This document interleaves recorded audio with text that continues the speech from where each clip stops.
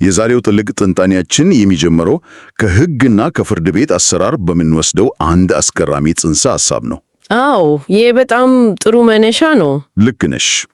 በፍርድ ቤት አንድ ሰው በከባድ ወንጀል ሲከሰስ ከሳሹ ወገን ግለሰቡ ወንጀሉን መፈጸሙን ከማንኛውም ምክንያታዊ ጥርጣሬ በላይ ማስረዳት አለበት።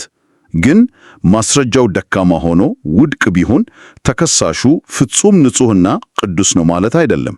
እውነት ነው። በቀላሉ ክሱ አልጸናም፣ ወንጀሉን መፈጸሙ በሕግ ፊት አልተረጋገጠም ማለት ብቻ ነው አይደል? በትክክል። እንግዲህ የሎጂክ ዛሬ ለምናደርገው ጥልቅ ትንታኔ እጅግ ወሳኝ ቁልፍ ነው። ዛሬ ትኩረት የምናደርገው በወንጌላውያን ክርስቲያኖች ዘንድም ሆነ በነገረ መለኮት ዓለም ታላቅ ስፍራ ባለው አልቪን ፕላንቲንጋ በጻፉት እግዚአብሔር ነጻ ፍቃድና ክፋት የተሰኘው መጽሐፍ ላይ ነው።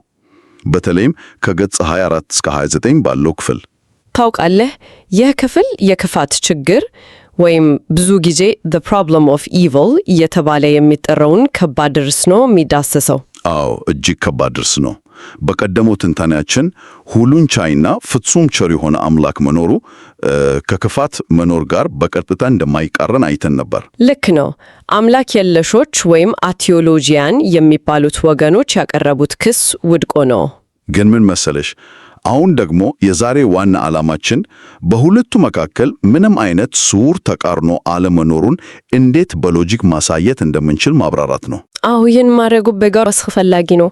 ቅድም ያነሳውን የፍርድ ቤት ምሳሌ ብንወስድ አምላክ የለሾቹ ክሳቸውን በሎጂክ ማረጋገጥ ስላቃታቸው ብቻ እኛ ወዲያውን የድል አክሊል ደፍተን ጉዳዩ ተዘግቷል ማለት አንችልም። ማለትም ክሱ ስለወደቀ ብቻ እኛ ሙሉ በሙሉ ትክክል ነን ማለት አይደለም። በትክክል በክርስትና እምነት ውስጥ ለሚነሱ እንዲህ አይነት ከባድ የአእምሮ ጥያቄዎች ክሱ አልተረጋገጠም ብሎ መተው ብቻውኑ በቂ አይደለም። የተከሳሹን ስም ሙሉ በሙሉ ነፃ ለማውጣት ጠንካራ የሆነ አሊባይ ወይም ሌላ ተጨባጭ ማረጋገጫ ማቅረብ አለብን። ይገባኛል። ተከሳሹ ያንን ወንጀል ሊፈጽም የማይችልበትን ወይም ክስተቱ በተለየ መንገድ የተፈጸመበትን አሳማኝ ሁኔታ ማሳየት ያስፈልጋል። ታዲያ ይሄንን ክስ በሎጂክ ሙሉ በሙሉ ለማሸነፍ በፕላንቲንጋ መጽሐፍ ውስጥ ምን አይነት መፍትሄ ነው የቀረበው? እንግዲህ በሎጂክ ዓለም ይሄንን ለማሸነፍ ሞዴል ወይም ሊሆን የሚችል አንድ ሁኔታ ማቅረብ እንደሚያስፈልግ ፕላንቲንጋ ያስረዳሉ። ሞዴል ስትይ? አዎ፣ ሞዴል ማለት የክፋት መኖር እና የእግዚአብሔር ፍጹም ቸርነት አብረው እውነት ሊሆን የሚችሉበትን አንድ ሎጂካዊ አጋጣሚ ማሰብ መቻል ማለት ነው። ያ ሁኔታ በገሃዱ ዓለም በተጨባጭ የተፈጠረ ነው ወይስ አይደለም የሚለው አሁን ዋና ጉዳያችን አይደለም። እሺ። ነገር ግን በመርህ ደረጃ ሊሆን የሚችል ሁኔታ መሆኑን ማሳየት የቻልን ስውር ተቃራኒ አለ የሚለውን ክስ ከመሰረቱ እንሰበረዋለን። ይሄ የሞዴል ሐሳብ በመጀመሪያ ሲሰማ ትንሽ ረቂቅ ሊመስል ይችላል። ነገሩ ይበልጥ ግልጽ እንዲሆን በመጽሐፍ ውስጥ ያለውን አንድ አስገራሚ ሕክምናና የሎጂክ ምሳሌ ብናነሳ ጥሩ ነው። አዎ፣ የጉሮሮውን ምሳሌ አይደል? ልክ ነሽ። ለምሳሌ አንድ ሰው መጥቶ ማሰብ ማለት የጉሮሮ እንቅስቃሴ ብቻ ነው፣ ስለዚህ ጉሮሮ ፈጽሞ ካልተንቀሳቀሰ ምንም ማሰብ አችልም የሚል ጠንካራ ሞገት ቢያቀርብ፣ አዎ፣ ይህን ሐሳብ ስህተት መሆኑን በተግባር ለማሳየት ግድ ትልቅ የሕክምና ምርምር ማቅረብ አይጠበቅብንም። ማሰብ እና የጉሮሮ አለመንቀሳቀስ አብሮ ሊኖር የሚችሉበትን አንድ ሊሆን የሚችል ሁኔታ ማሰብ ብቻ በቂ ነው። በትክክል። ማለትም አንድ ሰው የጉሮሮ ቀዶ ጥገና አድርጎ ጉሮሮ ፈጽሞ መንቀሳቀስ በማይችልበት ሁኔታ አልጋ ላይ እያገገመ ባለበት ወቅት ስለ ኢማኑኤል ካንት ፍልስፍና እጅግ አስደናቂ የሆነ ጽሑፍ በአእምሮ እያሰላሰለ ቢጽፍ ብለን ብናስብ ይገርማል። ይህ ሁኔታ በገሃዱ ዓለም ባይፈጠር እንኳን በሎጂክ ደረጃ ሊታሰብ የሚችል ነው። ያ ደግሞ መጀመሪያው ሰው ያቀረበውን ተቃርኖ ሙሉ በሙሉ ውድቅ ያደርጋል። ይህ ትልቅ ማብራሪያ ነው። ምክንያቱም ታውቃለህ፣ ሎጂካዊ ተቃርኖን ለመስበር የሚያስፈልገው አንድ ሊሆን የሚችል ሁኔታ ማሳየት ብቻ ነው። ወደኛ ርዕሰ ጉዳይ ስንመጣ ደግሞ ፕላንቲንጋ የሚያቀርቡት ሞዴል በጣም አጭር እና ግልጽ ነው። እሱ ምንድን ነው? እግዚአብሔር ክፋት ያለበትን ዓለም ፈጥሯል። ነገር ግን ይህንን ለማድረግ በቂ እና ጥሩ ምክንያት አለው የሚል ነው። ይሄ አረፍተ ነገር ሁሉን ቻይነቱን፣ ቸርነቱን እና የክፋትን መኖር በአንድ ላይ አጣምሮ ሊይዝ የሚችል ሎጂካዊ ድልድይ ሆኖ ያገለግላል። ግን እዚህ ላይ ትንሽ ጠንከር ያለ ጥያቄ ማንሳት ፈልጋለሁ። እሺ፣ ቀጥል። እግዚአብሔር በቂ ምክንያት አለው ብሎ ዝም ብሎ ማለት ብቻውን ዝም ብሎ ለማምለጥ የሚደረግ ሙከራ አይመስልም? ማለትም ምክንያቱን ካላወቅነው ይህን ያህል ከባድ ለሆነው የክፋት ችግር ምክንያት አለው ብለን መደምደማችን የፍልስፍና ድክመትን አያሳይም? ይሄ ጥያቄ የውይይታችንን አቅጣጫ ወደ ላቀ ደረጃ ነው የሚወስደው። የክርስትና ነገረ መለኮት ሊቃውንት ይሄንን ጥያቄ በሁለት የተለያየ መንገድ ነው የሚመልሱት። አንደኛው መንገድ ቴዎዶሲ ሲሆን፣ ሁለተኛው ደግሞ መከላከያ ወይም ዲፌንስ በመባል ይታወቃል። ቴዎዶሲ እና መከላከያ። አዎ፣ በእነዚህ ሁለት ጽንሰ ሐሳቦች መካከል ያለውን ልዩነት መረዳት የፕላንቲንጋን መጽሐፍ ለመረዳት እጅግ በጣም አስፈላጊ ነው። ቴዎዶሲ እግዚአብሔር ክፋትን የፈቀደበትን ትክክለኛውን እና ተጨባጭውን ምክንያት ለማስረዳት የሚደረግ ሙከራ ነው። ማለትም እግዚአብሔር ለምን እንዲህ እንዳረገ ሚስጥሩን ገልጦ ለማሳየት የሚሞክር አካሄድ ነው። ልክ ነህ። የእግዚአብሔርን ፍትሐዊነት ለሰው ልጆች በግልጽ ለማስረዳት የሚደረግ ጥረት ነው። እሺ፣ የቴዎዶሲን ሐሳብ ይበልጥ ለማስረዳት ታውቂያለሽ፣ የቅዱስ አውግስቲኖስን ድንቅ ምሳሌ እዚህ ላይ ብናነሳ ጥሩ ነው። አዎ፣ የፈረሱንና የድንጋዩን ምሳሌ አይደል? በጣም ወደዋለሁ። አዎ፣ አውግስቲኖስ ስለ ፍጥረትና ነጻ ፈቃድ ሲያበራራ የሚሸሽ ፈረስና የማይሸሽ ድንጋይን ያወዳደራል። ድንጋዩ ዝም ብሎ ባለበት ይቀመጣል፣ ማንንም አይጎዳም፣ አያምጽም፣ ስርዓትም አያፋልስም። እውነት ነው።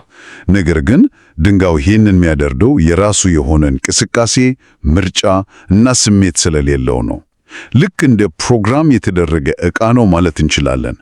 ፈረሱ በሌላ በኩል ሊሸሽ ይችላል፣ ሊረግጥ ይችላል፣ ስርዓት አልበኛ ሊሆን ይችላል። አዎ፣ አደጋ አለው። ነገር ግን ሕይወት አለው፣ የራሱ የሆነ ፈቃድና ጉልበት አለው። እንግዲህ አውግስቲኖስ እንደሚለው የሚሸሸው ፈረስ ከማይሸሸው ድንጋይ በማይነጻጸር ሁኔታ ይበልጣል። የዘይቤ ታውቃለህ፣ ወደ ሰው ልጅ ስናመጣው እጅግ ጥልቅ ከሆነ ትርጉም ይሰጠናል። በትክክል ይሄንን ነው ማሰብ ያለብን። ነጻ ፈቃድ ኖራቸው በገዛ ምርጫቸው ኃጢአት የሚሰሩ እና የሚያምፁ ፍጡራን ያሉበት ዓለም ምንም አይነት ነጻ ፈቃድ ከሌለበት ልክ እንደ ድንጋይ የፕሮግራም ማሽን ሆነው ኃጢአት ከማይሰሩ ፍጡራን ዓለም ይበልጣል። አዎ፣ ምክንያቱም ፍቅር እና እውነተኛ ታዛዥነት በዚያ ውስጥ ነው ያለው። ልክ ነሽ። እግዚአብሔር ፍጹም አፍቃሪ ስለሆነ ከሮቦቶች ይልቅ መምረጥ የሚችሉ ፍጡራንን መፍጠርን መረጠ። ምርጫ ደግሞ የመሳሳት የማመጽ እና ክፋትን የማምጣት ዕድልን አብሮ ይዞ ይመጣል። ይህ እንግዲህ የእግዚአብሔርን ትክክለኛ ምክንያት ለማሳየት የሚሞክር ቴዎዶሲ ነው። ይሁን እንጂ እዚህ ጋ ነው ፕላንቲንጋ በመጽሐፋቸው አጽንዖት የሚሰጡት ወሳኝ ነጥብ ያለው። እኛ የክፋትን ችግር በሎጂክ ለመፍታት ቴዎዶሲ ማቅረብ አይጠበቅብንም ይላሉ። አይጠበቅብንም? እንዴት? እዚህ ጋ ነው አሁን መከላከያ የተባለው ጽንሰ ሐሳብ የሚመጣው። መከላከያ ከቴዎዶሲ በእጅጉ ይለያል። መከላከያው ሲባል የእግዚአብሔር ትክክለኛ ምክንያት በእርግጠኝነት ይሄ ነው ብሎ መደምደም ሳይጠበቅበት ሎጂካዊ የሆነውን ተቃራኖ ለመስበር ሲባል ብቻ ሊሆን የሚችል ምክንያት ማቅረብ ማለት ነው። ገባኝ። ማለትም እውነተኛውን ምክንያት ግድ ማወቅ አያስፈልግም። ልክ ነህ። እኛ እንደ ሰው የእግዚአብሔርን ጥልቅ ምስጢር ሁሉ አናውቅም። በዚህ ዓለም ላይ ለሚከሰቱት እያንዳንዱ ክፉ ነገሮች ትክክለኛውን ምክንያት ላናውቅ እንችላለን። ነገር ግን ይሄ ምክንያት ሊሆን ይችላል ብለን ሎጂካዊ ማዕቀፍ ማሳየት ከቻልን አምላክ የለሾች የሚያነሱትን የሎጂክ ተቃራኖ ክስ ከስሩን አፈርሰዋለን። ይሄ እጅግ በጣም ጠቃሚ ልዩነት ነው። እንግዲህ የነጻ ፈቃድ መከላከያ ወደሚባለው የፕላንቲንጋ ዋና መከራከሪያ የምንገባው እዚህ ጋር ነው። አዎ፣ መከላከያው እንዴት እንደሚሰራ ስንመለከት እግዚአብሔር በመሰረታዊነት ነጻ የሆኑ ፍጡራንን ከፈጠረ ሁልጊዜ ትክክል የሆነውን ነገር ብቻ እንዲያደርጉ ሊያስገድዳቸው አይችልም። ቢያስገድዳቸው ኖሮ ድርጊታቸው የራሳቸው አይሆንም ነበር፣ እናም በእውነት ነጻ አይሆንም ነበር። በትክክል የሞራል ልዕልናን ወደ ዓለም ለማምጣት ነጻ የሆኑ ፍጡራንን መፍጠር ግድ ነበር። ነጻ ፍጡራን መፈጠራቸው ደግሞ የሞራል ክፋት ሊከሰት የሚችልበትን በር ይከፍታል። እሺ፣ ነጻ ፈቃድ አስፈላጊ መሆኑን ተረድቻለሁ። የክርስትና መሰረታዊ አስተምሮም እኮ እግዚአብሔር ሰውን በነጻ ፈቃድ መፍጠሩን ያምናል። አዎ ያምናል። ነገር ግን እግዚአብሔር ሁሉን ቻይ ነው አይደል? ታዲያ ለምን ሙሉ በሙሉ ነጻ የሆኑ ነገር ግን ሁልጊዜ እና በማንኛውም ሁኔታ ትክክለኛውን ነገር ብቻ የሚመርጡ ሰዎች አልፈጠረም? ሁሉን ቻይ ከሆነ ለድርሱ አይከብደውም ነበር። ይሄን ማድረግ ካልቻለ ሁሉን ቻይነቱ ጥያቄ ውስጥ አይገባም። ምን መሰለህ፣ ይህ አምላክ የለሾች ዘወርት የሚያነሱት እጅግ ፈታኝ ጥያቄ ነው። የፕላንቲንጋ ምላሽ የሁሉን ቻይነትን ትክክለኛ ትርጉም በማብራራት ላይ የተመሰረተ ነው። እሺ፣ እንዴት ነው የሚያብራሩት? ሁሉን ቻይነት ማለት ሎጂካዊ ተቃራኖ ያላቸውን ነገሮች ማድረግ መቻል ማለት አይደለም። ለምሳሌ እግዚአብሔር 4 ማዕዘን የሆነ ክብ መፍጠር ይችላል ወይ? ያማ ፈጽሞ ማይቻል ነው። 4 ማዕዘን ከሆነ ክብ ሊሆን አይችልም። ልክ ነህ። ወይም ደግሞ ያገባ ላጤ መፍጠር ይችላል ወይ ብሎ መጠየቅ እኮ ትርጉም የለሽ ነው። እነዚህ ቃላት በራሳቸው የሚቃረኑ ትርጉም ማይሰጡ የሎጂክ ስህተቶች ናቸው።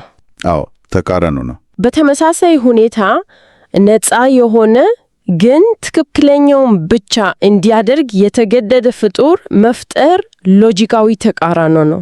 አንድ ሰው አንድን ድርጊት እንዲፈጽም በእግዚአብሔር አስቀድሞ ከተወሰነበትና ከተገደደ ያ ሰው ያንን ድርጊት በነፃነት ፈጸመ ሊባል ፈጽሞ አይችልም። ነፃነት ማለት እኮ ድርጊቱን ለማድረግም ሆነ ላለማድረግ ሙሉ ስልጣን በግለሰቡ እጅ መሆን አለበት ማለት ነው። ዋው!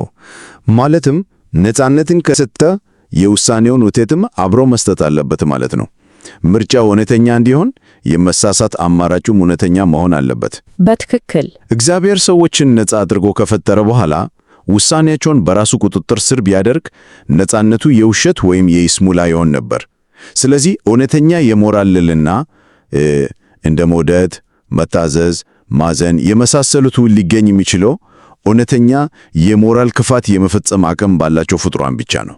አዎ፣ ይህን ፍልስፋዊ ነጥብ ሊበርቴሪያን ፍሪ ዊል ብለን ልንጠራው እንችላለን። በዚህ እይታ እግዚአብሔር አንድን ሰው ትክክለኛውን ነገር እንዲያደርግ ምክንያት መሆን አይችልም። ቢያደርግ ኖሮ ድርጊቱ የሰውየው ሳይሆን የእግዚአብሔር ይሆን ነበር። ይህ የፕላንቲንጋ ትንታኔ የእግዚአብሔር ሁሉን ቻይነት ከሎጂክ ሕግጋት ጋር እንዴት እንደሚጣጣም በግሩም ሁኔታ የሚያሳይ ነው። ነፃነትና ማስገደድ አብሮ ሊሄዱ አይችሉም። ታውቂያለሽ፣ ይህ ሁሉ የሎጂክ ትንታኔ በአእምሮ ደረጃ በጣም አሳማኝ ነው። እግዚአብሔር ክፋትን የፈቀደው ነፃ ፍቃድን ለማክበር መሆኑን ሎጂኩ ግልጽ አድርጎ ያሳያል። ነገር ግን በገዛ ሕይወቱ ከባድ መከራ የደረሰበትን የሚወደውን ሰው በሞት ላጣ፣ በከባድ ሕመም ለሚሰቃይ ወይም ደግሞ በመጽሐፍ ቅዱስ ውስጥ እንደምናየው እንደ ኢዮብ ላለ በድንገት ሁሉን ላጣ ሰው የነፃ ፍቃድ ሎጂክ ይሄውልህ እግዚአብሔር ነፃነትን ስለሰጠ ነው የሆነብህ ብሎ ማቅረብ ፍጹም አረመኔነት አይሆንም? አንድ ሰው በሐዘን ተሰብሮ ያለ የነገረ መለኮት እኩሉታ መደርደር የልብን ስብራት አይጠግንም አይደለም እንዴ? ይህን ጉዳይ ማንሳትህ የውይይታችንን ሚዛን በትክክል ይጠብቀዋል። ፕላንቲንጋ ራሳቸው በመጽሐፋቸው ላይ ይህን ወሳኝ መስመር በግልጽ አስምረዋል። ምን ብሎ? የነፃ ፍቃድ መከላከያ እና የረኝነት ወይም የነፍስ እንክብካቤ ፈጽሞ የተለያዩ ነገሮች ናቸው። ይህ መከላከያ የተዘጋጀው በሐዘን የተሰበረን ልብ ለማጽናናት አይደለም። ልክ ነው። አንድ ሰው በከባድ መከራ ውስጥ ሆኖ እምነቱ በሚፈተንበት ሕመም ወቅቶት አምላኬ ሆይ ለምን ብሎ ጥያቄ በሚጠይቅበት ጊዜ የሚያስፈልገው አእምሮአዊ የፍልስፍና ትንታኔ ሳይሆን ማጽናኛ፣ አብሮ መሆን፣ ፍቅርና የነፍስ እንክብካቤ ነው። የኢዮብን ታሪክ ስናስታውስ ይህ በደንብ ይብራራልናል። የኢዮብ ጓደኞች ያደረጉት ትልቁ ስህተት እኮ በኢዮብ ስቃይ ጊዜ ቴዎዲሲ ለማቅረብ ሞከራቸው ነበር። እንዲህ ስለሰራህ ነው እያኑ መሞገታቸው ልክ ነው። ይህ ሆነብህ በዚህ ምክንያት ነው፣ እግዚአብሔር እንዲህ ስለሆነ ነው ያሉ ሎጂክና ምክንያት ደረደሩለት። ነገር ግን ኢዮብ ይፈልግ የነበረው አብሮነትን እንጂ የፍልስፍና ትምህርት አልነበረም። የፕላንቲንጋ ማስጠንቀቂያ ይሄው ነው። የነጻ ፈቃድ መከላከያ ዓላማ የክርስቲያኑን ማህበረሰብ የአእምሮ ጥያቄ መመለስ፣ ክርስትና ሎጂካዊ እንከን እንደሌለበት ማሳየት ብቻ ነው። እውነት ነው። ፍልስፍናው የአእምሮን ጥያቄ ለመመለስ የተሳለ ሰይፍ ሲሆን፣ የነፍስ እንክብካቤ ግን የልብን ስብራት የሚጠግን ቅባት ነው። እንዴት የሚገርም አገላለጽ ነው! ሰይፍና ቅባት። ይህን ልዩነት መለየት እጅግ ወሳኝ ነው። አምላክ የለሾች የአእምሮን ጥያቄ አንስተው እምነታችሁ ከሎጂክ አኳያ አይሰራም፣ ተቃራኒ አለው ብለው ሲከራከሩ፣ መከላከያው አይ በሎጂክ ደረጃ ሙሉ በሙሉ ይሰራል፣ ምንም ተቃራኒ የለውም ብለው የአእምሮን ጦርነት ያሸንፋል። ነገር ግን የሰው ልጅ ስቃይ ከሎጂክ እኩልታ በላይ የሆነ ጥልቅ ስሜት መሆኑን መጽሐፉ አክብሮ ያልፋል። በትክክል በቤተ ክርስቲያን ውስጥ ሆኖ በአማኛን ሕይወት ውስጥ ለሚያለቅሱ ሰዎች መቅረብ ያለበት የፍልስፍና መጽሐፍ ሳይሆን የክርስቶስ ፍቅር ነው ማለት ነው። በትክክል አልከው። እንግዲህ እስካሁን የተጓዝንበትን መንገድ ለማጠቃለል ያህል በዚህ ጥልቅ ትንታኔያችን ከፍርድ ቤቱ የአሊባይ ምሳሌ ተነስተን የነጻ ፈቃድ መከላከያ የተሰኘውን ሞዴል ተመልክተናል። ይህንን ሞዴል በመጠቀም ሁሉን ቻይ፣ ሁሉን አዋቂ እና አፍቃሪ የሆነ አምላክ መኖሩ በዚህ ዓለም ላይ ከሚታየው የክፋት መኖር ጋር በምንም መንገድ የሎጂክ ተቃርኖ እንደሌለው ማሳየት እንደሚቻል አይተናል። አምላክ የለሾች የሚያቀርቡት የሱር ተቃርኖ ክስ ሙሉ በሙሉ ውድቅ ሆነዋል። ይህን ሁሉ ስናሰላስል ታውቃለህ፣ የክፋት መኖር አምላክን ደካማ፣ ክፉ ወይም አቅመ ቢስ አያደርገውም። ይልቁንም ፍጥረት እውነተኛ የሆነ የሞራል ሕይወት እንዲኖረው የተከፈለ ከባድ ዋጋ መሆኑን መገንዘብ እንችላለን። መጽሐፍ እንደሚያስረዳው እውነተኛ ነጻነት ማለት እግዚአብሔር እኛን ትክክለኛውን ነገር ብቻ እንድናደርግ ያስገደደን ማለት ነው። ይሄ እኮ አስገራሚ ነው።